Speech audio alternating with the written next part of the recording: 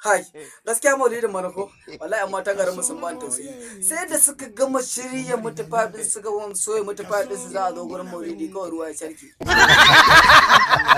Na rantsa da girman Allah, mutufafi ya sanyi cincin ya yi nukus shinkafa ta ya mita lahiya da hali yayi. Nama ko dole a mai wuta.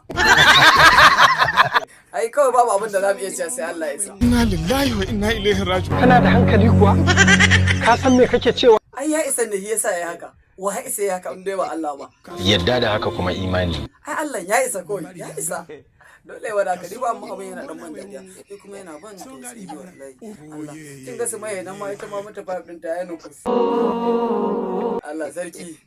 Ah, Jamila na gode aka yana na ji an ce ke ma cincin dinki yayi yami. Ba ku san inda Allah ya mun jaddar dogo ba.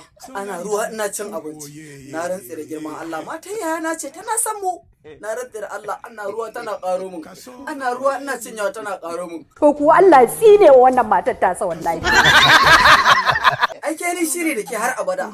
In te ni da ke ni shiri har abada.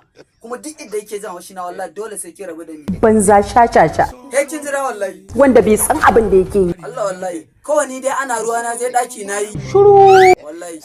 To amma ko mun san da cewa duk abin da ya faru kawai nufin Allah ne, komai daga Allah ne. Abin da Allah ya shine daidai saboda Allah baya ba daidai ba, komai Allah ya daidai ne kawai. Yadda da haka kuma imani. To shi yasa muka yarda da haka. Duk wani abu da ya faru daga Allah ne, mai kyau ko mara kyau. Mun yi imani akan hakan. Shi yasa idan yau za a yi ruwa, gobe a yi ruwa, jibi a yi ruwa, da safe da rana da yamma, ko da yaushe a yi ruwa, a koma rayuwar ruwa. Dole sai mun yi maulidi. Dole he mun bada capacity he mun bada capacity. Alquran capacity iya capacity. Allah dole he mun bada capacity akan maulidi. In dai maulidi ne yanzu mu aka fara. Ba fara ba. Za a fara capacity kawai.